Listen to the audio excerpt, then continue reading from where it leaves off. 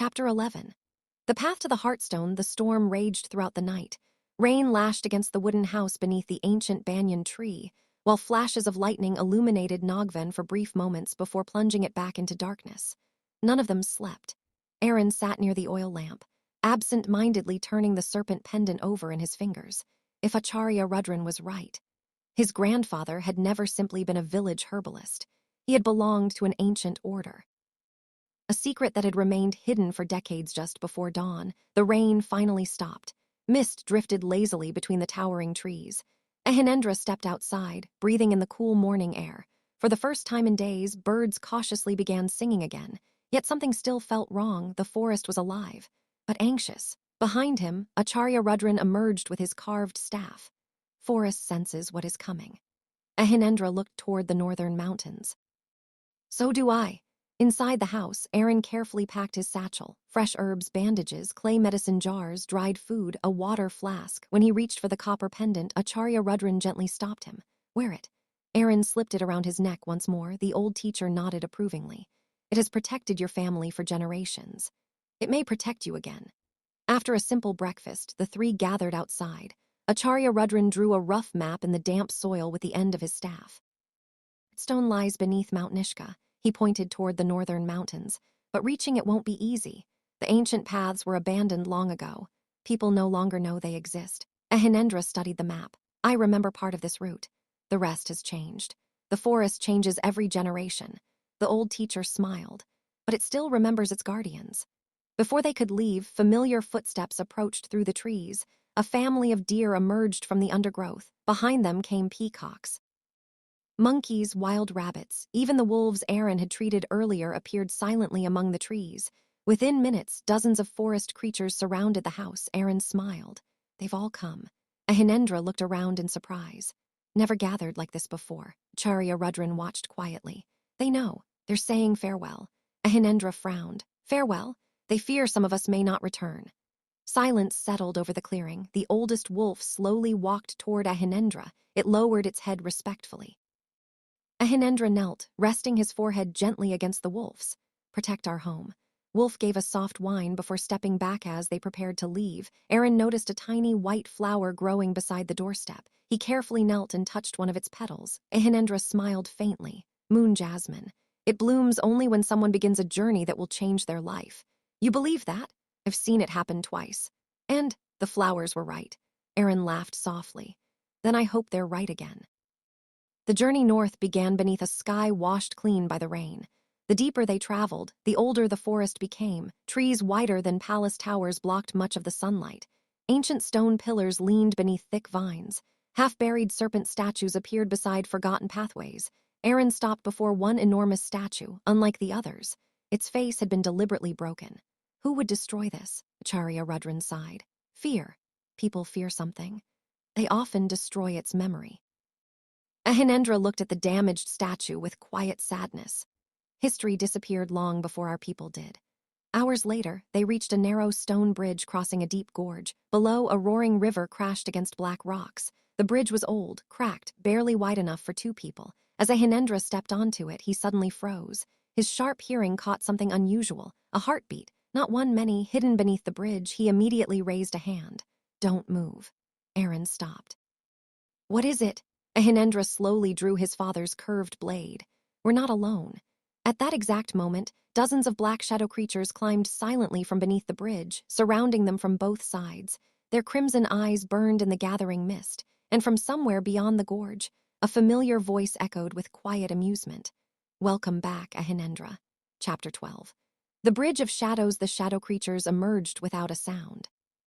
One after another, they crawled from beneath the ancient stone bridge, their forms twisting like living smoke. Crimson eyes glowed through bodies that never seemed completely solid. Within moments, Ahinendra, Arin, and Acharya Rudran were surrounded. The river thundered far below. There was nowhere to retreat. A familiar voice drifted across the gorge. So many years. And you still stand where I expected. Ahinendra gripped his father's curved blade tighter. Kalvir. A low laugh echoed through the valley. I'm pleased you remember my name. The shadows slowly parted. A tall figure stepped onto the opposite end of the bridge. He appeared almost human. Long black hair flowed over dark robes embroidered with faded silver patterns. His broad shoulders and powerful build reflected the warrior he had once been. But his eyes, they glowed deep crimson. Thin black veins spread across his neck and disappeared beneath his collar. Arin stared. This wasn't the mindless monster he had imagined. This was someone who had once looked like Ahinendra, someone who had once been a guardian. Kalvir smiled, grown stronger, lonelier. Ahinendra remained silent. Kalvir's gaze shifted toward Arin. So, the keeper's grandson. Arin instinctively stepped closer to Ahinendra. You know my grandfather. I knew everyone who tried to protect the Heartstone. His smile faded. They all failed. Charya Rudran struck his staff against the bridge. You failed first. Kalvir looked toward the old teacher. Rudran. I wondered if age had finally claimed you. The old man smiled calmly. Have to be more patient. Without warning, the shadow creatures attacked. Ahinendra moved first. His blade flashed with emerald light, slicing through the nearest shadows. They dissolved into mist, but 3 more immediately replaced them. Arin quickly pulled small cloth pouches from his satchel. What are those? Ahinendra shouted. Sunleaf powder. Arin threw the golden powder into the air. As it touched the shadows, they shrieked. Their smoky bodies weakened, retreating from the glowing dust. Acharya Rudran smiled. Excellent thinking. They dislike light. I noticed. Arin replied, already preparing another pouch. Kalvir watched without moving. Taught the human well, taught himself. Ahinendra answered. Kalvir laughed softly, always protecting others. You haven't changed. Neither have you. Ahinendra replied quietly. You still hide behind servants. The first time. Kalvir's smile disappeared. He stepped onto the bridge. Each footstep caused black frost to spread across the ancient stones. The air became unbearably cold. Arin's breath turned white. Even the river below seemed quieter. Kalvir stopped only a few steps away. You think I'm your enemy? You are. I am simply what grief became. His crimson eyes met Ahinendra's emerald ones. You remember that day. Fire, the screams, the children. I remember, Ahinendra answered. And I remember the guardian you used to be. Something flickered across Kalvir's face. Pain. It vanished almost instantly. That guardian died centuries ago, only because you keep killing him. Ahinendra said. Silence filled the bridge suddenly. Kalvir looked toward Arin again. You carry life wherever you walk. You heal strangers. You comfort frightened animals. You remind me of someone. Arin frowned. Who? My mate. Answer stunned everyone. Kalvir looked toward the distant mountains. They believed kindness could heal anything. I believed strength could. We're both wrong. His voice held neither anger nor pride, only sorrow. For one brief moment, Arin saw not a monster, but a man who had buried the people he loved and never learned how to live afterward. His heart ached. Ahinendra, he whispered. I think he's still suffering. I know, Ahinendra replied quietly. Kalvir heard every word. His crimson eyes narrowed. Do not pity me. Don't, Arin answered. I grieve for you. Those words struck deeper than any blade. Kalvir's expression cracked for the briefest instant. The shadows around him trembled. Then the darkness surged violently. No, he roared. Compassion changes nothing.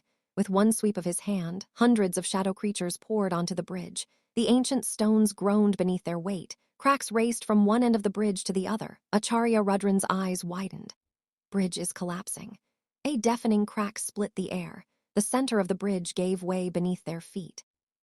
Ahinendra lunged toward Arin as the ancient stones crumbled into the roaring river below. Chapter 13. Into the hidden caverns the ancient bridge shattered. Massive stones plunged into the roaring river below. Arin felt the ground disappear beneath his feet. Ahinendra. Without hesitation, Ahinendra threw himself forward. His hand caught Arin's wrist just as they fell over the broken edge. For one terrifying moment, both of them hung above the raging waters. The remaining stones groaned under their weight. Ahinendra. Got you. His grip never loosened behind them. Acharya Rudran drove his staff into a crack in the bridge. Anchoring himself, he reached for Ahinendra. Take my hand. Before he could, another section of the bridge collapsed. The old teacher disappeared into the cloud of dust and falling stones. Acharya, Arin cried. Ahinendra looked desperately through the dust. Then a familiar voice echoed from below. Alive. Save yourselves. The relief lasted only a heartbeat. The ledge beneath Ahinendra finally gave way. The two of them plunged into the gorge. The river rushed toward them with terrifying speed. Just before they struck the water, emerald light burst around Ahinendra. His body transformed. His legs fused into a powerful emerald serpent tail streaked with faded yellow markings. Massive scales gleamed beneath the sunlight. He wrapped the enormous tail around Arin protectively. Together, they crashed into the river. The current swept them away instantly. The river carried them through a narrow canyon. Towering cliffs rose on either side. The current grew faster, ahead. A waterfall. Ahinendra. I know. He coiled his tail around a massive rock jutting from the cliff. The force nearly tore him away. For several long moments, the river pulled against him with incredible strength then. Everything became still. Arin slowly opened his eyes. They had stopped only a few steps from the edge of the waterfall, below. A drop that seemed endless. Arin looked at Ahinendra's serpent form in amazement. Never seen. Ahinendra smiled faintly. I usually avoid transforming. Why? It frightens people. Arin gently placed a hand against the smooth emerald scales. Beautiful. Ahinendra blinked. Beautiful. No human had ever used that word for his true form. Together, they climbed onto the rocky shore. Arin immediately examined Ahinendra. A deep cut crossed one shoulder where falling stone had struck him. Need stitches. Had worse. I know. Ahinendra obeyed without argument. As Arin carefully cleaned the wound, Ahinendra watched him quietly. You always worry about everyone else. That's what healers do. Who worries about you? Arin smiled without looking up. You. Neither spoke after that. The answer had been enough. Hours later, they began searching for a way out of the gorge. Instead of an exit, they discovered something unexpected. Hidden behind the waterfall was a narrow opening in the cliff. A cave. Ancient stone steps descended into darkness. Carved along both walls were faded serpent symbols identical to the one on Arin's pendant. Ahinendra frowned. Never seen this place. Arin traced one of the carvings with his fingertips. It's older than Naagvan. They lit a torch and carefully descended. The air inside was cool and dry. Unlike ordinary caves, the walls had been carefully shaped by skilled hands. Every few steps another mural appeared. Some showed serpent guardians protecting villages. Others showed humans and serpent folk living together peacefully. Then they reached the final mural. Both stopped.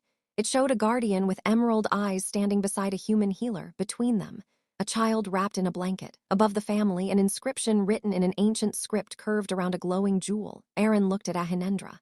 I can't read it. Ahinendra stepped closer. His expression slowly changed. I can. What does it say? He read the faded words aloud. When the guardian walks beside the healer once more, hope shall awaken where despair once ruled. Before either of them could understand its meaning, the pendant around Arin's neck began glowing with a soft emerald light. A low rumble echoed through the cavern, somewhere deep beneath the earth. An ancient stone door was beginning to open. Chapter 14. The chamber of echoes. The rumble grew louder. Dust drifted from the ceiling as the ancient stone door slowly slid aside, revealing a passage that had remained sealed for centuries. A cool breeze carrying the scent of sandalwood and wild lotus flowed out of the darkness. Neither Ahinendra nor Arin spoke. The pendant around Arin's neck continued glowing, its emerald light illuminating the passage ahead. It opened for you, Ahinendra said quietly. Arin looked down at the pendant. I don't know why. Perhaps your grandfather did. Torch in hand, they stepped through the doorway. The passage led into a vast circular chamber unlike anything either of them had ever seen. The ceiling disappeared into darkness high above, supported by enormous stone pillars carved with intertwined serpents and blooming lotus flowers. At the center of the chamber stood a crystal pool, perfectly still despite the breeze. The water reflected not the ceiling, but a bright blue sky filled with drifting clouds. Arin knelt beside it. It's impossible. Ahinendra looked into the water. It isn't showing this place. It's showing another. Around the pool stood 12 stone statues. Each wore robes of a different style. Some carried healing herbs, others held staffs or swords. Every statue had one thing in common. A serpent pendant rested upon its chest. Arin slowly walked past them. They were the keepers. Charya Rudran's words echoed in his mind. His grandfather had belonged to them. He was no longer a distant memory. He was part of this history. Near the far wall rested an old stone table. Upon it lay dozens of weathered palm leaf manuscripts preserved inside crystal cases. Arin carefully lifted one. The ancient script seemed unfamiliar, yet the moment his fingers touched the leaves, the words became clear, almost as though the manuscript wished to be read. He whispered aloud, "The Heartstone protects balance. It grants no wish, it obeys no command. It answers only those who choose compassion over power." Ahinendra looked at him in surprise. You can read it. I shouldn't be able to. Somehow, I understand every word. A sudden ripple spread across the crystal pool, the water darkened, then slowly formed the image of an elderly man wearing simple healer's robes. His kind eyes rested on Arin. Arin's breath caught. "Grandfather," the figure smiled gently. "If you are seeing this." Then I was unable to return. Image was not alive. It was an echo left behind long ago. I knew one day our family would find this place again. You must listen carefully. The chamber fell completely silent. The echo continued. Heartstone was never created to defeat darkness. It was created to remind hearts of what they had forgotten. Kalvir cannot be healed by force. The shadow heart feeds upon hatred. Every battle fought in anger strengthens it. Arin exchanged a glance with Ahinendra. The message continued. If hope still exists within Kalvir, someone must choose mercy when revenge seems easier. Image slowly faded. Before disappearing completely, the old healer smiled once more. "Proud of you, Arin." Pool became still again. Tears gathered in Arin's eyes, though he had never truly known his grandfather. Hearing those words filled a place in his heart he hadn't realized was empty. Ahinendra rested a comforting hand on his shoulder. "He believed in you." Arin nodded quietly. "I hope I'm worthy of that faith." "You already are." Suddenly, the chamber shook violently. A deep crack spread across one of the stone pillars. Dark mist seeped through it like smoke. A familiar voice echoed through the hall. "So, you found the chamber." Kalvir, his laughter rolled through the cavern. "You always arrive just a little too late." The crystal pool darkened. Black cracks spread across its glowing surface. Ahinendra stepped protectively in front of Arin, his emerald eyes fixed on the gathering darkness. Far beyond the chamber, something ancient had awakened. And it was coming for the Heartstone. Chapter 15. The Heartstone awakens. Dark mist poured through the cracks in the chamber walls. It curled across the ancient floor like living smoke, swallowing the light of the crystal pool. The air grew heavy, every torch flickered, then went out. Only the emerald glow of Arin's pendant remained. Ahinendra instinctively stepped in front of Arin. "Stay behind me." Arin shook his head. "We face this together." Ahinendra glanced at him and gave a small nod. "Together." The word brought unexpected comfort. Kalvir's voice echoed from every direction. "Come far, Guardian. You've brought the one thing I needed." Pendant around Arin's neck suddenly became too hot to touch. Arin winced. "It feels like it's pulling me." Emerald light stretched toward the center of the chamber, toward a circular stone platform hidden beneath centuries of dust. As Arin stepped closer, ancient symbols carved into the floor began glowing one after another. The chamber trembled. A low hum filled the air with a deep, grinding sound. The stone platform slowly rose from the ground. At its center rested a crystal unlike any gem either of them had ever seen. It was no larger than a human heart. Its surface shimmered with emerald, gold, and silver light flowing endlessly beneath the crystal. The moment it appeared, the entire chamber brightened. Flowers carved into the stone pillars seemed almost alive. The crystal pool cleared. The darkness retreated several steps. Ahinendra lowered his head instinctively.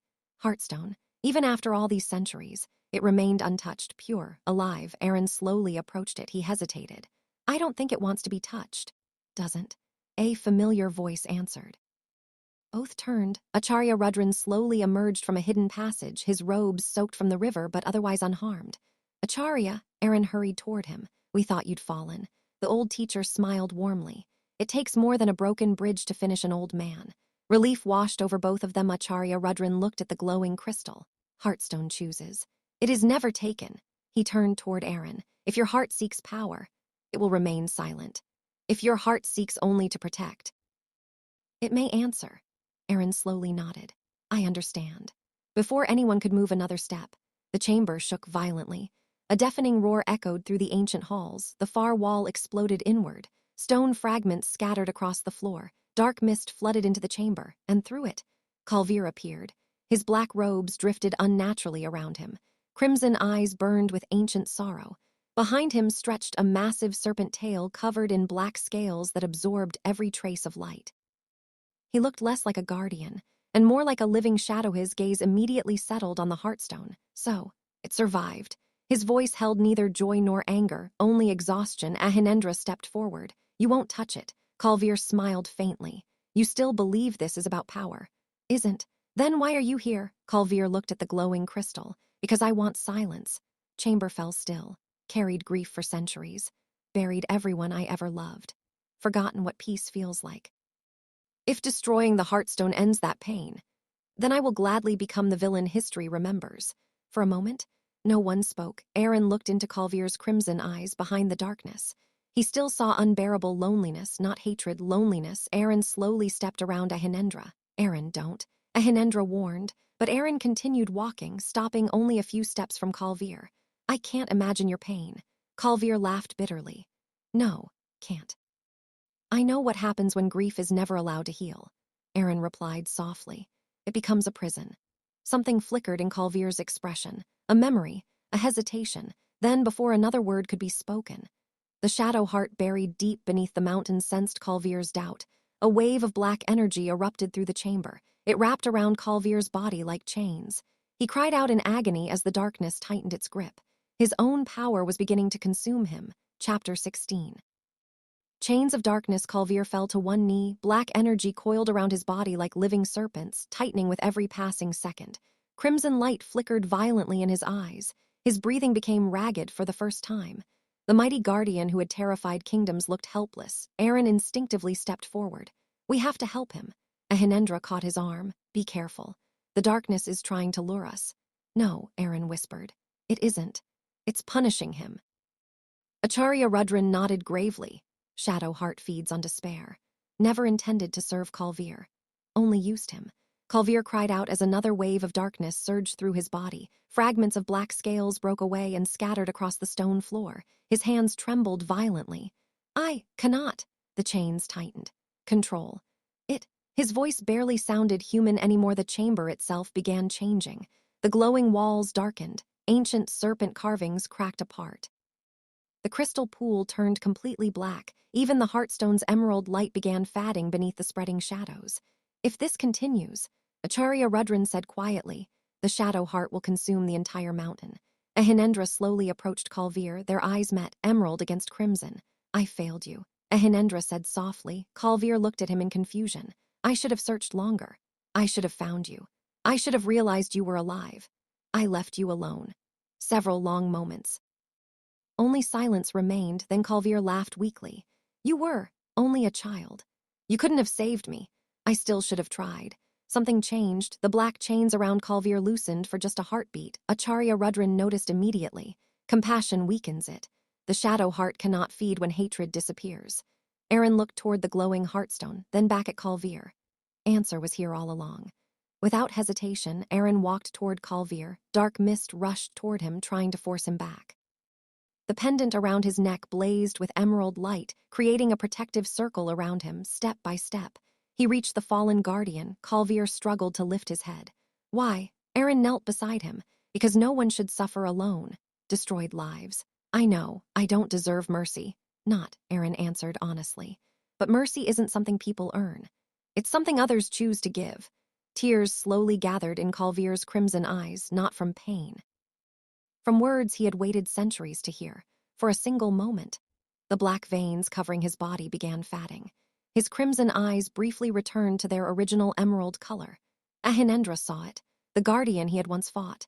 Still existed. Hidden beneath centuries of grief, the shadow heart reacted instantly. A deafening roar shook the mountain. A massive wave of darkness erupted from beneath the chamber floor. It rose into the shape of a gigantic serpent made entirely of living shadow. Its eyes burned like molten embers. Its voice echoed through every corner of the cavern. Is mine. The chamber trembled violently. Stone pillars collapsed. The heartstone floated into the air, shining brighter than ever before. Acharya Rudran raised his staff. Shadow heart has revealed its true form. Ahinendra stepped beside Arin. He drew his father's curved blade this time. He wasn't standing alone. Beside him stood Arin. Behind them stood Acharya Rudran. And before them. The greatest battle in Naagvan's history was about to begin. Chapter 17. The battle for hope. The colossal serpent of living shadow towered above the chamber. Its body coiled around the ancient pillars, swallowing every ray of light that dared to touch it. Its burning eyes settled upon Ahinendra. You cannot protect what is already mine. Roar shook the mountain. Cracks raced across the ceiling. Huge fragments of stone crashed onto the chamber floor. The heartstone floated higher, radiating waves of emerald light that held the darkness back, but only barely. Ahinendra stepped forward. His emerald eyes never left the shadow serpent. Stolen enough. Creature laughed. Steal nothing. Only become what hearts create. Grief, hatred, despair. Humans feed me. Guardians feed me. Even love feeds me when it is lost. For a moment, no one answered, because every word was true. The serpent struck. Its enormous tail swept through the chamber with terrifying force. Ahinendra leaped into the air, his serpent tail unfurling beneath him. His emerald scales shimmered brilliantly as he met the attack head-on. The collision sent a shockwave through the cavern. Stone pillars shattered. The crystal pool erupted into thousands of sparkling droplets. "Arin," Acharya Rudran shouted. "Heartstone." Arin ran toward the floating crystal. Dark tendrils shot across the floor, trying to seize his ankles. He scattered sunleaf powder from his satchel. Golden light burst through the chamber. The tendrils recoiled with angry shrieks, step by step. He moved closer to the Heartstone. Meanwhile, Ahinendra and the shadow serpent battled across the cavern. Emerald light clashed against endless darkness. Each strike from Ahinendra's blade carved glowing wounds into the creature. Each wound closed moments later. It could not truly be harmed. The shadow serpent laughed. "You still fight with strength. You have learned nothing." Ahinendra's breathing grew heavier. It was right. Every attack only delayed it. Nearby, Kalvir struggled against the fatting chains of darkness. His body trembled. His emerald eyes appeared, then vanished beneath crimson once again. "No," he whispered. Again. The darkness wrapped tighter around him, trying to reclaim its servant. Arin finally reached the Heartstone. Its warm light surrounded him. He hesitated, then gently placed both hands upon the crystal. At once, the chamber disappeared. He stood inside a peaceful meadow beneath a brilliant blue sky. Wildflowers swayed in the breeze. A river flowed quietly nearby. A young woman laughed as she gathered lotus flowers. Beside her stood a smiling guardian with emerald eyes, Kalvir. Before the darkness, he looked happy, peaceful. The woman rested a hand upon her stomach. They were expecting a child. The vision changed. The plague arrived. The woman grew weaker. Kalvir searched desperately for medicine. He prayed, he begged, he failed, then he buried both her.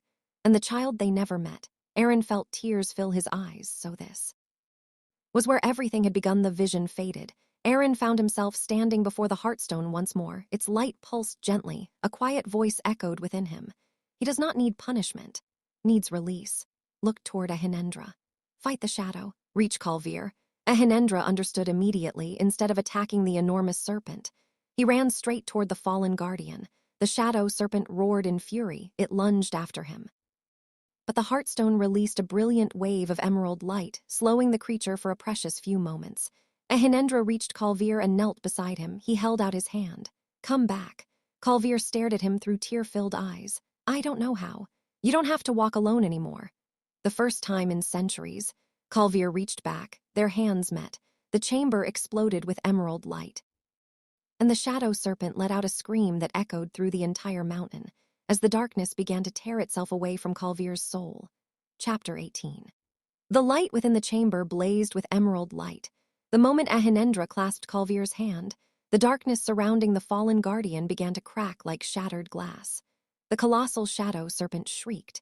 Its body twisted violently as streams of black mist were torn away from Kalvir and drawn toward its true form. "No!" The creature's roar shook the entire mountain. "Belongs to me." Ahinendra tightened his grip. "No," belongs to himself. Kalvir cried out as centuries of pain flooded through his mind. He saw every village destroyed, every innocent life lost, every choice born from grief. Tears streamed down his face. I remember everything. I became the very thing I hated." His voice broke. "I couldn't stop." Ahinendra looked at him steadily. "Then stop now." The shadow heart surged forward. A massive claw of darkness swept toward the two guardians. Before it could strike, Arin stepped between them. The pendant around his neck burst into brilliant emerald light. A glowing barrier formed around all three of them. The claw slammed into it with a deafening crash. The barrier trembled, but did not break. The Heartstone answered Arin's compassion. Acharya Rudran raised his staff toward the crystal. "Arin, the Heartstone is waiting. It cannot destroy the darkness. It needs a willing heart to guide its light." Arin nodded. He understood. Power alone would never end this battle. Only a choice. Could he walk to the Heartstone? The crystal floated gently into his hands. It felt warm, alive, not like a weapon, but like a heartbeat. Closing his eyes, Arin whispered, "I don't ask for strength. I don't ask for victory. Only ask that no one carries this pain alone ever again." Heartstone answered. A brilliant pulse of emerald and golden light spread across the chamber. The light reached Kalvir first. The black veins covering his body slowly disappeared. His crimson eyes softened, changing back into their original emerald color. His black serpent scales gradually brightened, becoming deep forest green once more for the first time in centuries. Calvir looked like a guardian again. He stared at his own hands in disbelief. I'm free, the shadow heart screamed in rage. Its enormous body began collapsing. Without Calvir's grief to feed upon, it rapidly weakened, still. It gathered every remaining fragment of darkness into one final attack. The entire mountain trembled if the attack landed. Everything inside the chamber would be. Slowly stood. He looked at Ahinendra, then at Arin. A peaceful smile crossed his face. My whole life, I wanted to protect others. I forgot that protecting them sometimes means letting go. Before either of them could stop him, Calvir stepped in front of the approaching darkness. He raised both hands. Every remaining shadow rushed toward him instead of the others. The mountain shook violently. Shouted, the former guardian smiled. This choice is finally mine. With a final cry, Calvir embraced the darkness that had haunted him for centuries. The Heartstone released one last radiant wave of light. The shadow shattered into countless black fragments that dissolved into glowing particles. Silence filled the chamber. The oppressive darkness was gone. Only soft emerald light remained where Calvir had stood. There was nothing except a single emerald scale resting upon the stone floor. Ahinendra slowly picked it up, his eyes filled with quiet tears. The fallen guardian had finally found the piece that had eluded him for centuries. And for the first time in generations, Naagvan was free. Chapter 19. A new beginning silence settled over the ancient chamber. The darkness was gone. The air no longer felt heavy, and for the first time in centuries, warm sunlight streamed through cracks in the mountain ceiling, illuminating the Heartstone with a gentle golden glow. Ahinendra stood motionless, the emerald scale resting in his palm. It was warm. Unlike the cold black scale that had carried only despair, this one pulsed softly with peaceful energy. Acharya Rudran smiled faintly. He has finally gone home. Ahinendra closed his fingers around the scale and bowed his head in silent respect. May your heart find the peace it searched for. The Heartstone slowly descended from the air. Its brilliant light softened until it hovered before Arin. The crystal seemed almost alive. It circled him once before settling back onto the ancient pedestal. The pendant around Arin's neck stopped glowing. Its purpose had been fulfilled. Acharya Rudran looked at him with pride. Heartstone has accepted you. I didn't do anything, Arin replied. You chose compassion when power was easier. Old teacher smiled. That is exactly why it answered. The mountain stopped trembling. Ancient cracks along the chamber walls slowly sealed themselves. Fresh green vines emerged between the stones. Tiny white flowers bloomed where darkness had once spread. Life had returned. Outside, birds began singing again. The sound echoed through the caverns like a forgotten melody finally remembered together. They walked back toward the hidden passage. As they reached the crystal pool, its surface shimmered one last time. This time, instead of memories, it showed Naagvan. The rivers sparkled beneath the morning sun. Animals wandered peacefully through the forest. Children from nearby villages laughed while gathering herbs under the guidance of village healers. Fear no longer surrounded the forest. Hope did. The vision slowly faded when they emerged from the mountain. The forest greeted them with life. Peacocks danced beneath flowering trees.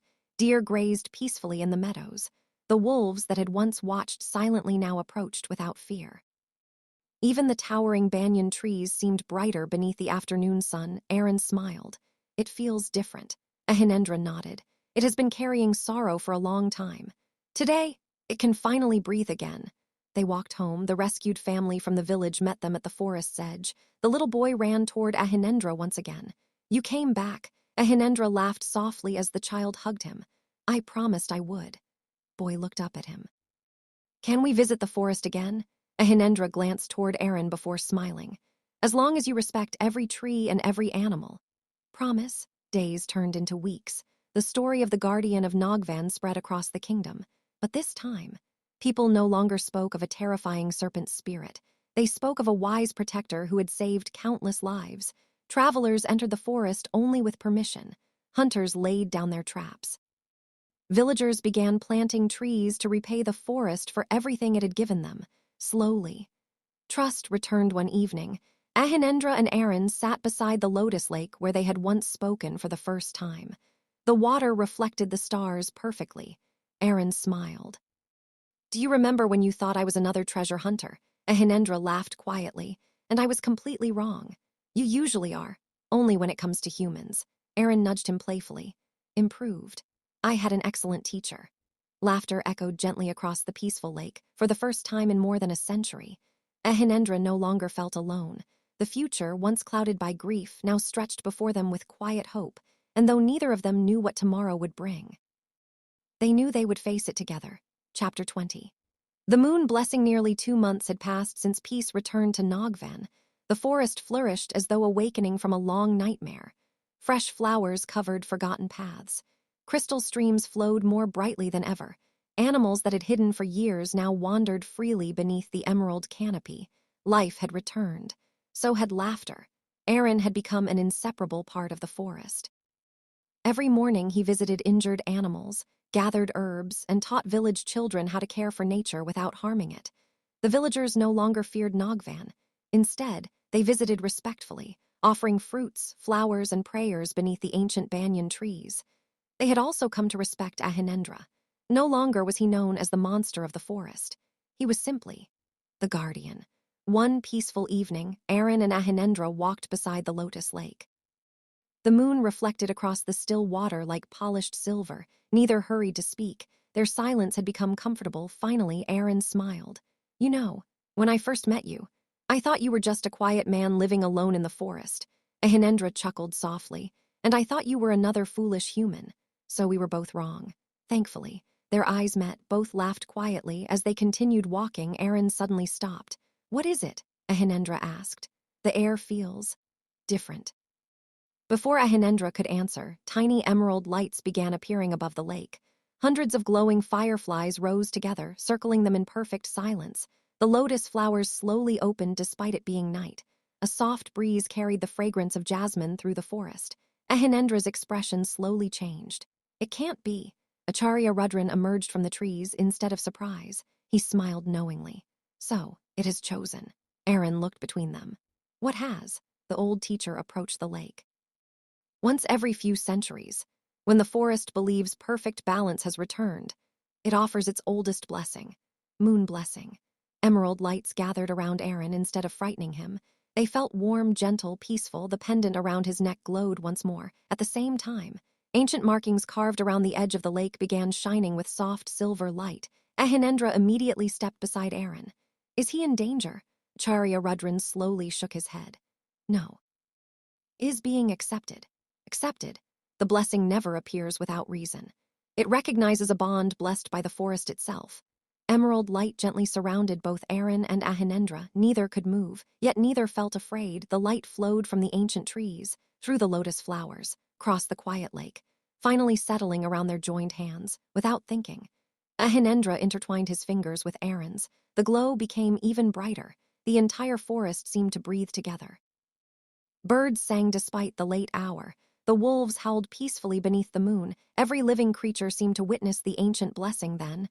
The light slowly disappeared. Silence returned. Arin looked down in confusion. I feel different. Acharya Rudran smiled gently. Blessing has completed. Exactly did it do? The old teacher looked toward Ahinendra before answering. It united two souls beneath the protection of Naagvan. Ahinendra frowned slightly. Never heard of this blessing. It has not appeared since before your birth. Is older than every kingdom, older than every written record. Later that night, after Acharya Rudran returned to his cottage, Arin and Ahinendra sat quietly beneath the banyan tree outside their home. The stars filled the clear sky above them. Ahinendra looked toward Arin. Whatever happens next, you won't face it alone. Arin smiled warmly. I know. He gently rested his head against Ahinendra's shoulder for a long while. Neither spoke. Hidden deep within the ancient magic of the moon blessing, a new life had quietly begun. Neither of them knew it yet. But before long, Arin would discover that the forest's blessing had given them the most unexpected gift of all. Chapter 21. The forest's secret. 3 weeks passed after the moon blessing. Naagvan had never looked more beautiful. Fresh green leaves covered every ancient tree. Streams flowed with crystal clarity, and the fragrance of blooming jasmine drifted through the forest from dawn until dusk. Every morning, Arin continued his work as a healer. Every morning, Ahinendra quietly followed him, not because Arin needed protection, because Ahinendra simply enjoyed being beside him. You've become very suspicious. Arin laughed as he noticed Ahinendra watching him collect herbs. Prefer the word careful. You've followed me all morning. You wandered into a thorn bush twice. I was looking at flowers. You were walking backwards. Arin couldn't help smiling. I survived before I met you. I know. Now I worry. His answer was so sincere that Arin's teasing smile softened later that afternoon. Arin suddenly stopped walking. His vision blurred, the forest spun around him. Before he could steady himself, he stumbled. Ahinendra caught him instantly. Arin, all right. His voice sounded weaker than usual. I just felt dizzy. Ahinendra gently placed a hand against Arin's forehead. No fever. Have you eaten today? I forgot. You always remind everyone else. Never yourself. At the house, Acharya Rudran examined Arin carefully. He checked his pulse, looked into his eyes, then smiled in a way neither Arin nor Ahinendra understood. What? Arin asked. The old teacher remained silent for another moment before speaking. Moon blessing was real. Ahinendra frowned. We know that. No, I mean, it has begun. Room became very quiet. Arin looked confused. I don't understand. Acharya Rudran folded his hands. The blessing created new life.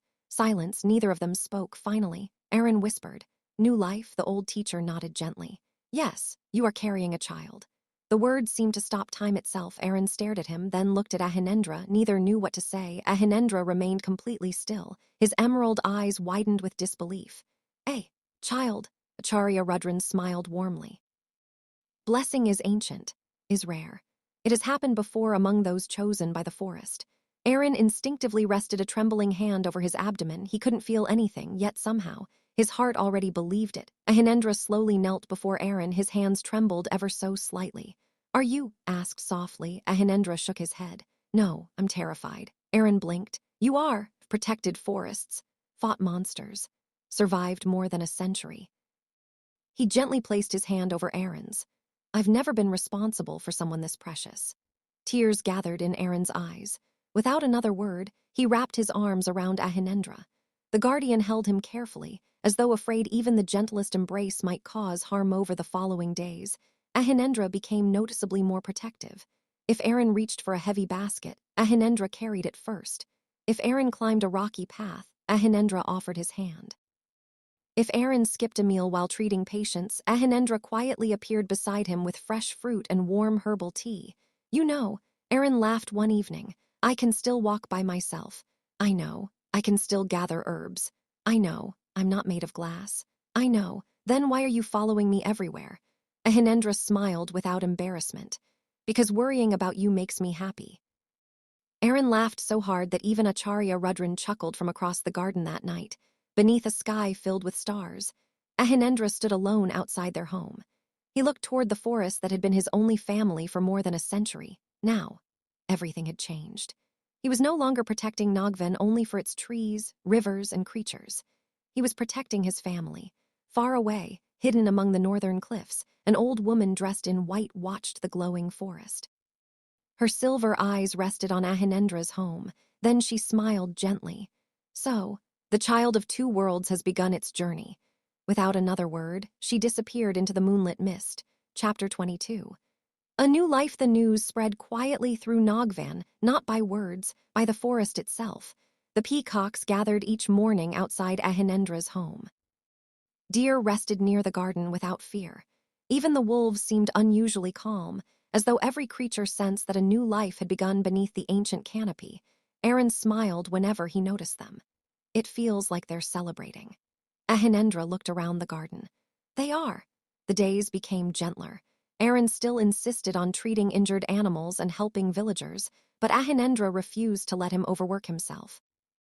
When Arin bent to lift a basket of herbs, Ahinendra picked it up first. When Arin climbed steep hills, Ahinendra silently offered his hand. When Arin forgot to rest, warm herbal tea somehow appeared beside him before he even realized he was tired. One afternoon, Arin laughed. I think you're becoming impossible. Ahinendra looked genuinely confused. Why? You haven't let me carry anything heavier than a flower for 3 days. You shouldn't strain yourself. I'm pregnant. I'm not broken. Ahinendra smiled sheepishly. I know. I'm still learning.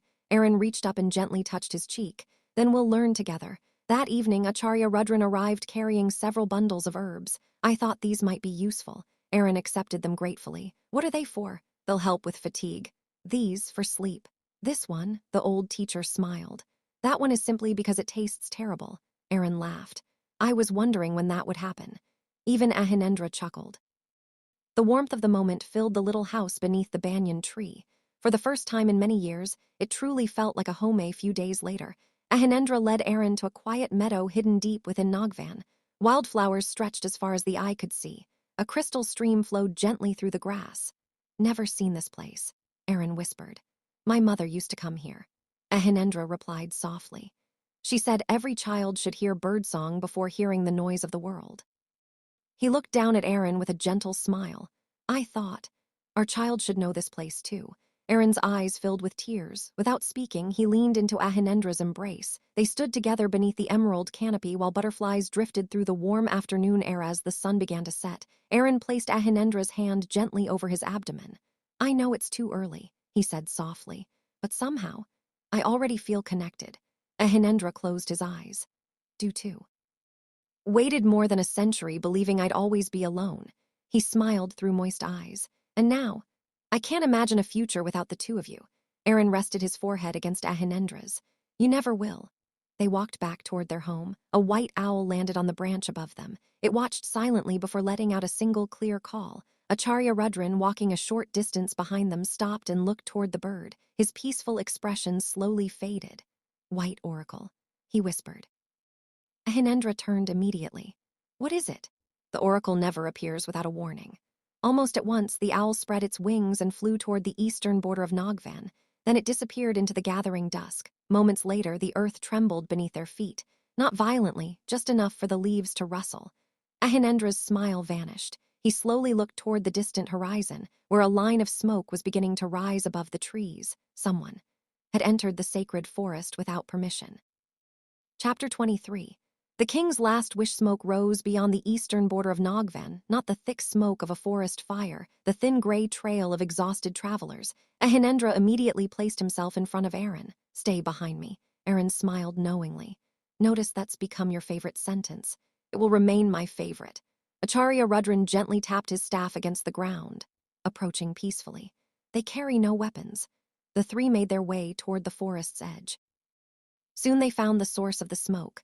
A royal carriage stood beside the old forest path. Its golden banners were torn. The horses were exhausted. Several guards knelt on the ground, too weak to continue. Standing before them was an elderly man dressed in simple white robes. Though he wore no crown, the dignity in his posture was unmistakable. He bowed deeply the moment he saw Ahinendra. Greet the guardian of Naagvan. Ahinendra returned the respectful bow. You know who I am. I know the truth. The old man answered quietly. I am Mahamantri Devendra, the king's chief minister. Stepped forward. Something happened. The minister lowered his eyes. King is dying. Silence settled over the clearing. He has only days left. The royal physicians have failed. The greatest healers of neighboring kingdoms have failed. Have come to ask for your help. He looked directly at Arin. We were told a healer lives beneath the emerald forest. Exchanged a glance with Ahinendra. I'll help. Ahinendra spoke before anyone else could. No, everyone looked at him. He took a slow breath. I don't refuse because I lack compassion. He looked toward Arin. You need rest. Journey to the capital will take several days. Arin gently took Ahinendra's hand. Once told me that protecting others matters more than fear. Ahinendra sighed. I knew you would remind me of that. Acharya Rudran smiled. Perhaps the king does not need to travel. The minister looked up hopefully. What do you mean? Bring him here, the old teacher replied. Air of Naagvan heals as surely as its herbs. Heartstone restored balance to this forest. It may give strength to a fatting life. Minister's face brightened. I will leave immediately. He bowed once more. King will come. The royal carriage departed. Ahinendra remained unusually quiet. Arin noticed. What are you thinking? The last king who entered this forest came with hunters. This one comes seeking life. He smiled faintly. Perhaps people truly can change. That evening, the villagers gathered outside Ahinendra's home. Word had already spread. Without being asked, they began preparing for the king's arrival. Some repaired the forest paths. Others decorated the ancient shrine with fresh flowers. Children filled clay lamps with oil. The entire forest seemed united by one purpose. To welcome a man they had never met. Later that night, Ahinendra sat beside Arin beneath the banyan tree. Become tired. Make sure you rest. Gather every herb you need. build a safer home before winter. Arin laughed softly. Planned our next 6 months already. Planned much longer than that. Ahinendra admitted. He gently rested his hand over Arin's abdomen. Spent 123 years with no family. I intend to spend every remaining year protecting mine. Arin covered Ahinendra's hand with his own. You already are.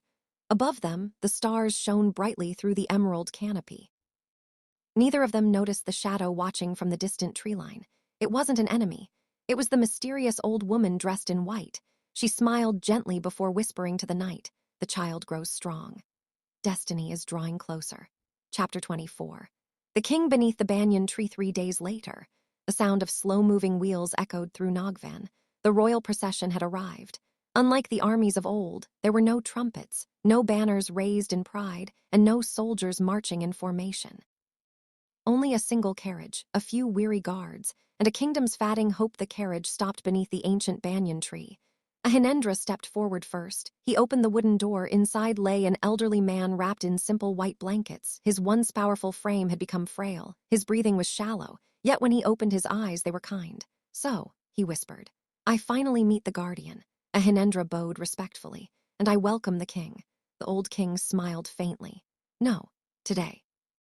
I come only as an old man asking for help." Carefully examined him. His pulse was weak, his breathing uneven. There was no poison, no curse, no disease that herbs alone could cure. His body was simply tired after carrying the burden of a kingdom for many decades. Arin looked toward Acharya Rudran. "I can ease his pain. I cannot promise a cure." King smiled peacefully. "I did not come seeking immortality. I came seeking enough strength to finish one last duty." That evening, the king rested beneath the banyan tree for the first time in many years. He slept peacefully. The cool forest breeze, the songs of birds, and the gentle fragrance of jasmine seemed to ease the weight he had carried for so long. The villagers watched from a respectful distance. Even the deer wandered close without fear. The king awoke with tears in his eyes. I had forgotten what peace feels like. Over the next several days, Arin prepared herbal medicines while Ahinendra gathered rare healing plants from the deepest parts of Naagvan. The king slowly regained a little strength, not enough to become young again, but enough to walk without assistance. One afternoon, he asked Ahinendra to accompany him beside the lotus lake. They sat together beneath a flowering tree for a long while. Neither spoke. Finally, the king broke the silence. "When I was a boy, my father told me stories about a serpent guardian who protected this forest. I believed they were fairy tales." He smiled sadly. "I was wrong." Ahinendra looked across the calm water. Many people were. The king reached into his robe and removed an old scroll sealed with royal wax. "I have no son, no daughter. My reign ends with me." He handed the scroll to Ahinendra. "This is my final decree." Ahinendra hesitated. "I do not seek a throne." "Isn't a throne," King replied. "It is a promise." Ahinendra carefully opened the scroll. His emerald eyes widened. The decree declared Naagvan a sacred sanctuary. No hunting, no logging, no army could enter without permission. The forest would be protected by royal law for all generations to come.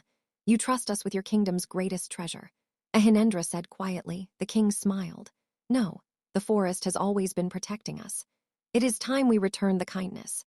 That evening, the villagers celebrated around small cooking fires. Children laughed. Musicians played soft melodies on bamboo flutes.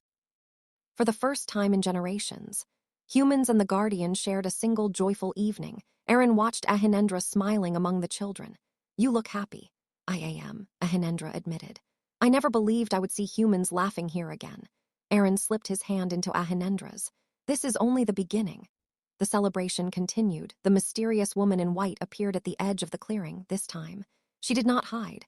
Acharya Rudran immediately stood, his face filled with astonishment. He bowed deeply. "Ananta, so you truly still walk this world." Woman smiled gently. Her silver eyes rested upon Arin, then upon the child growing within him. "The time has come," she said softly. "Child of two worlds must learn the truth of their destiny." The music stopped. Even the wind seemed to fall silent. Ahinendra slowly stepped forward. "What truth?" Lady Ananta looked toward the stars. "Child you are waiting for will one day become the bridge between every race. Many will try to claim that future." Chapter 25. The prophecy of two-world silence settled over the celebration. Even the crackling fire seemed quieter. Every eye turned toward Lady Ananta. She stood beneath the ancient banyan tree, her white robes swaying gently in the evening breeze. Though she appeared no older than 50, there was an ageless calm in her silver eyes. Ahinendra stepped protectively beside Arin. "What do you mean?" Lady Ananta smiled faintly. "Child you await is unlike any born before," Acharya Rudran bowed respectfully.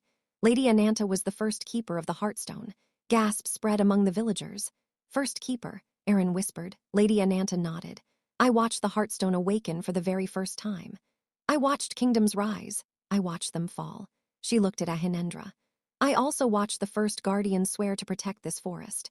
Ahinendra lowered his head in respect. Lady Ananta walked slowly toward Arin. "Moon blessing does not create life often. It appears only when the world loses its balance." She gently rested 2 fingers over the pendant hanging around Arin's neck. "Child carries the blessing of humanity." Her gaze shifted to Ahinendra. "And the spirit of the ancient guardians. It will belong fully to neither world. Yet, it may unite them." The old king listened quietly before asking if this child brings hope. "Do I hear sorrow in your voice?" Lady Ananta's expression grew solemn. "Because every light attracts darkness." She raised her hand, the surface of the lotus lake rippled. A vision appeared far beyond Naagvan, in a distant kingdom surrounded by barren mountains. A man dressed in black armor stood before thousands of soldiers. His pale eyes burned with ambition. Behind him flew banners marked with a silver hawk.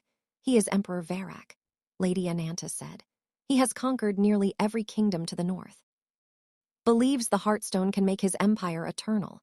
Vision changed. Varek looked toward a map. His finger stopped on one place, Naagvan. A cold silence spread through the gathering. Ahinendra's hand instinctively reached for his sword.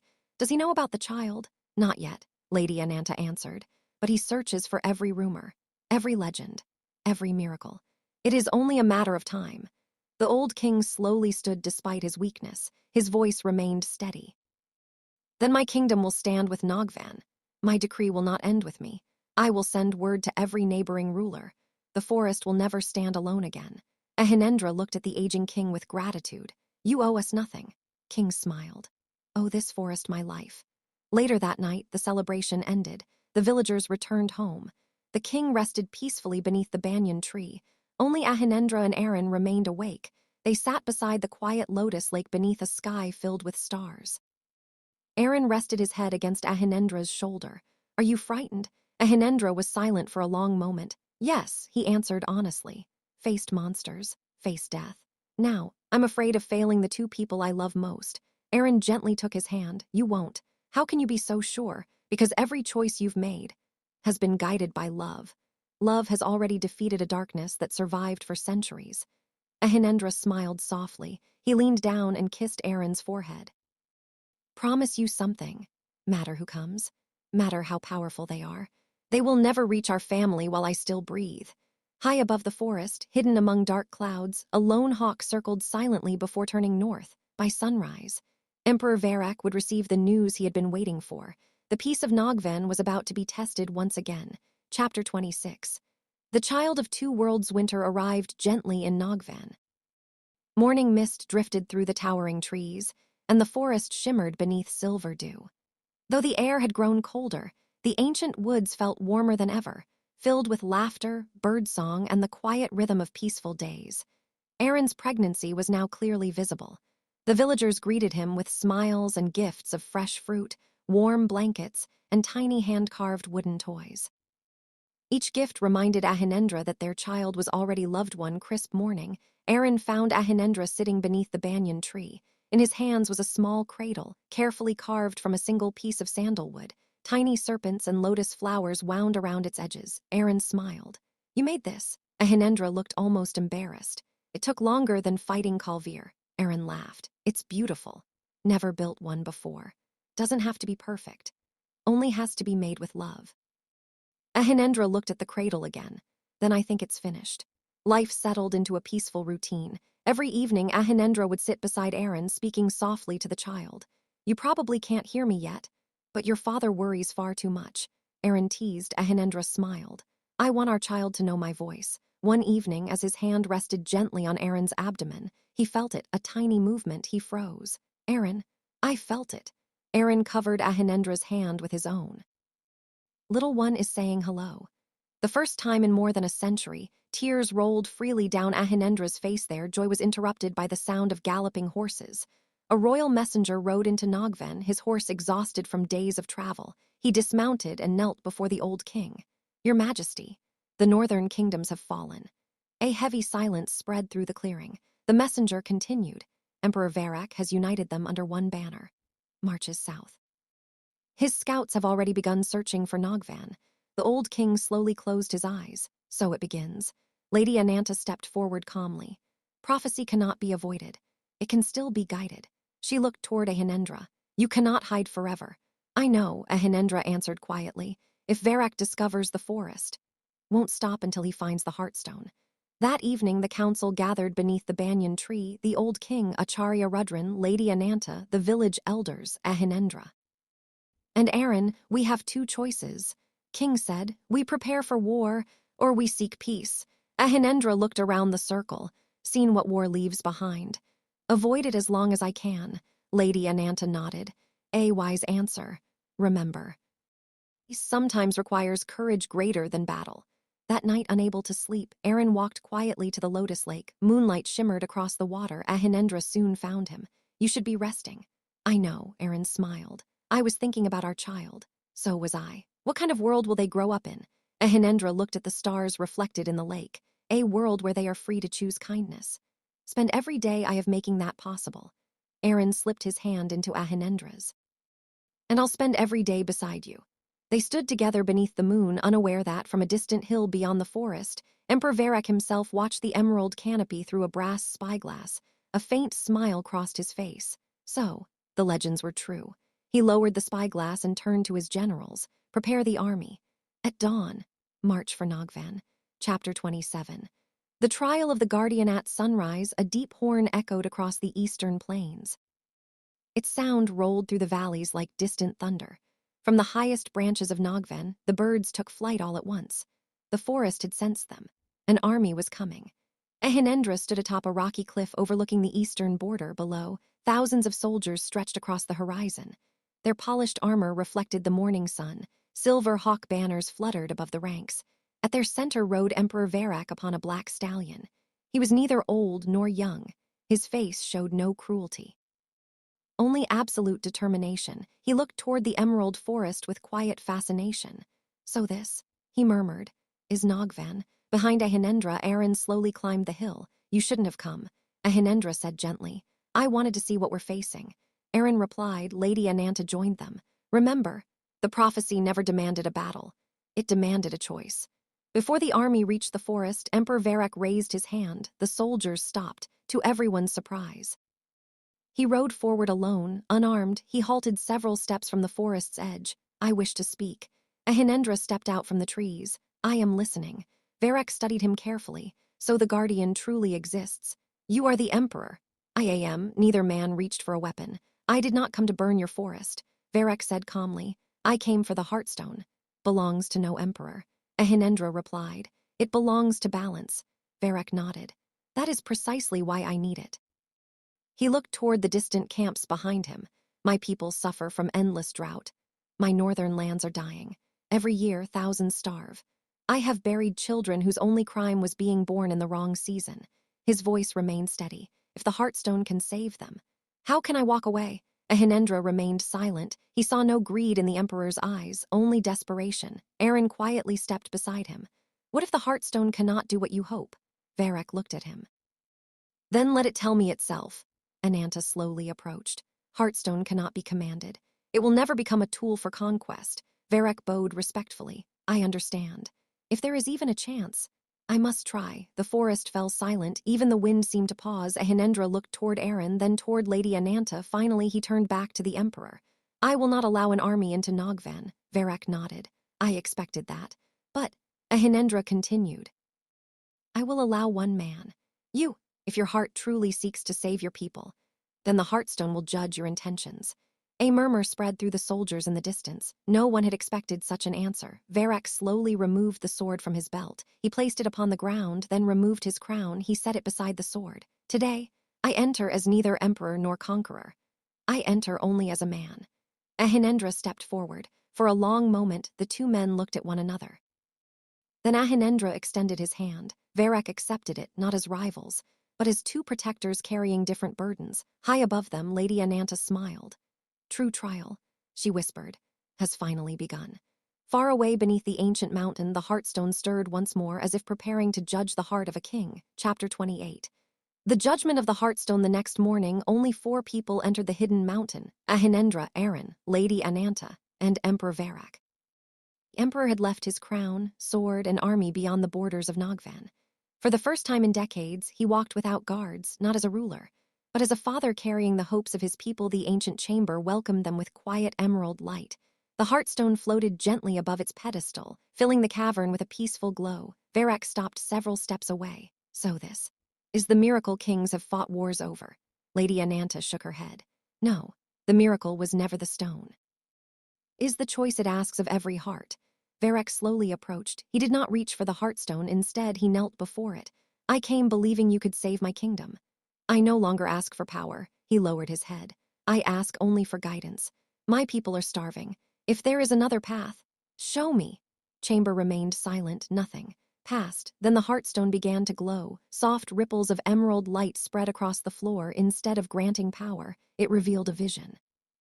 Varek saw his kingdom from high above. Dry rivers, cracked earth, empty wells. Then the vision widened. Beyond the mountains lay an enormous valley hidden by landslides. Crystal rivers flowed through it untouched. Rich black soil covered the land. No one had reached it for centuries because the old mountain pass had collapsed. The vision faded. Lady Ananta smiled. Heartstone has answered. Varek looked confused. It gave me no magic.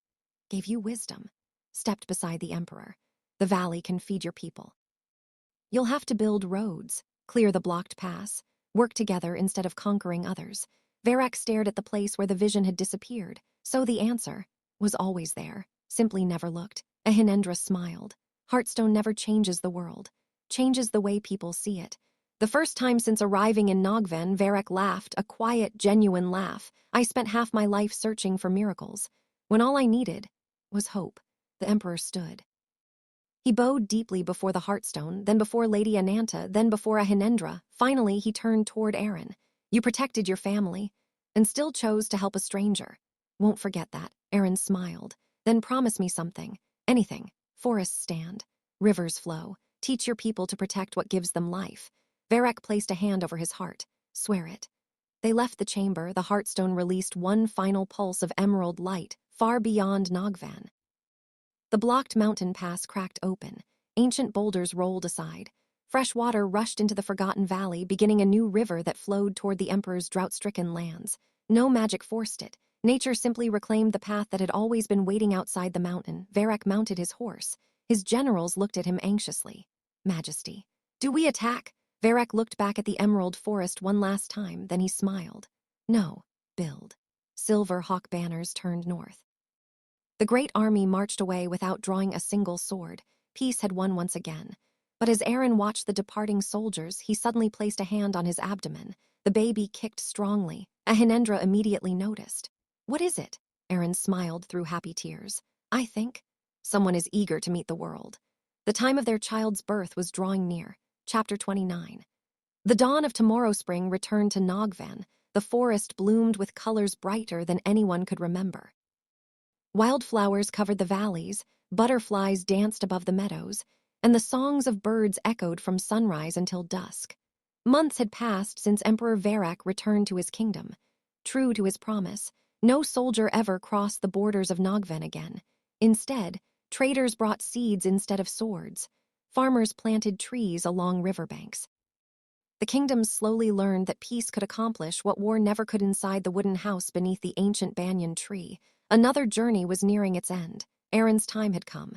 A sudden wave of pain made him grip the edge of the wooden table. Ahinendra immediately looked up. Arin? Another pain followed. Stronger. Arin smiled through a deep breath. I think our little one is ready. The first time in his long life. Ahinendra completely panicked. Acharya, he called so loudly that birds burst from the trees. Ananta, the baby is coming. Within minutes, the quiet house filled with familiar faces. Acharya Rudran carried bundles of fresh herbs. Lady Ananta prepared warm water and clean cloth. Outside, the villagers waited respectfully beneath the banyan tree, offering silent prayers. No one entered, but no one left. They wanted the family to know they were not alone. Hours passed. The afternoon slowly turned into evening. Rain began falling gently outside. Not a storm, a warm spring rain.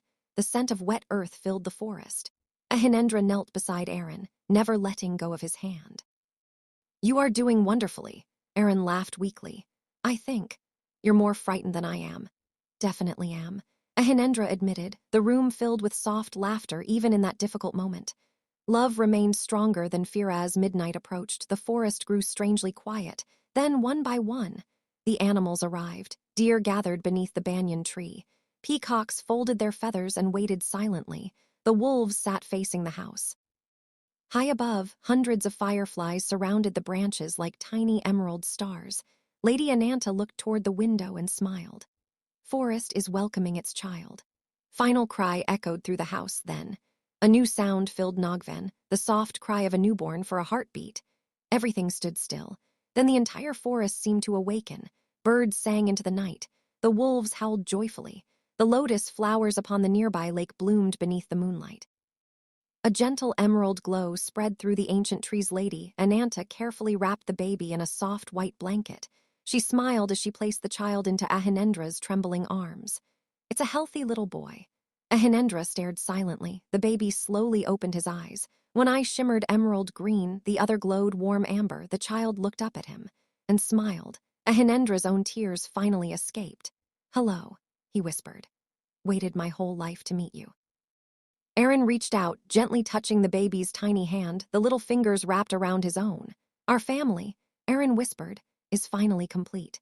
Before dawn, the first rays of sunlight passed through the branches of the ancient banyan tree. Lady Ananta stepped outside and looked toward the glowing horizon. She smiled peacefully. "Prophecy is fulfilled." Acharya Rudran stood beside her. "What shall the child be called?" Lady Ananta looked back toward the little house. She said softly, "Is for his parents to decide." Inside, Ahinendra looked at Arin, gently rocking their son in his arms. "What do you think?" Arin smiled. "I think he deserves a name that means hope." The rising sun bathed Naagvan in golden light. A new Guardian's story had just begun. Chapter 30. Forever beneath the emerald sky, the years passed gently in Naagvan, not with wars, not with fear, but with laughter echoing beneath ancient trees. The little wooden house beneath the banyan tree was no longer quiet. Tiny footsteps raced across its wooden floors. Joy filled every corner. That loneliness once had their son was named Ariv. It meant the one who brings wisdom and peace. As Lady Ananta had foretold, he belonged to two worlds. His emerald eyes reflected his father. His warm smile reflected Arin. When he laughed, even shy birds landed nearby without fear. When he cried, butterflies gathered around the windows as if trying to comfort him. The forest had accepted him. Proved to be exactly the father Arin had imagined. Patient, gentle, protective, every evening he carried Ariv through the forest, introducing him to every creature. "These wolves are our friends. They protect the forest. These peacocks. They think they're much more important than they really are." Arin laughed from behind them. "Peacocks disagree." One particularly proud peacock immediately spread its feathers. Ahinendra sighed dramatically. "See, I've offended him again." Laughter echoed through the trees. Arin continued healing both people and animals. Now Ariv often sat beside him, watching carefully as herbs were crushed into medicine. "Why do you help everyone?" the little boy once asked. Arin smiled. "Because kindness grows. When one heart receives it, it passes to another." Ariv nodded thoughtfully. He never forgot those words. Far to the north, Emperor Varek fulfilled every promise he had made. The hidden valley became fertile farmland. No forests were burned. No rivers were poisoned. Each spring, wagons carrying fruit, grain, and medicine arrived at Naagvan as gifts of gratitude. The kingdoms no longer feared the emerald forest. They honored it. One peaceful evening, Lady Ananta prepared to leave. Ahinendra and Arin stood beside the ancient banyan tree as she smiled at their family. "My work is finished," she said softly. "You gave this world something greater than victory." "What was that?" Arin asked. She looked toward Ariv, who was laughing while chasing glowing fireflies. "Hope." With that, she turned and walked into the forest. A gentle breeze carried white flower petals through the air. When the petals settled, she was gone. No one ever saw her again. Many years later, Ariv stood where his father once had, on the hill overlooking Naagvan. He was taller now, strong, kind, wise beyond his years. Beside him stood Ahinendra, whose emerald eyes still held the same quiet warmth.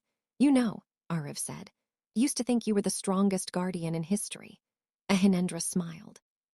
"And now, I know I was wrong." Ahinendra raised an eyebrow. "Oh," Ariv looked toward the little house where Arin was waiting for them with warm tea. "The strongest person I've ever known is the one who taught us that compassion can change the world." Ahinendra followed his son's gaze. His smile deepened. "I couldn't agree more." The sun slowly disappeared beyond the emerald canopy. Ahinendra reached for Arin's hand. Just as he had on the night of the moon blessing, Arin squeezed it gently. Neither needed words anymore. They had walked through grief, faced darkness, chosen mercy, and built a family where none had seemed possible. Above them, the ancient banyan tree rustled softly in the evening breeze, as if blessing them one last time. And so the story of Naagvan was remembered, not as the tale of a monster or a magical stone, but as the story of a guardian, a healer, and the child who proved that love and compassion could unite two worlds forever. The end.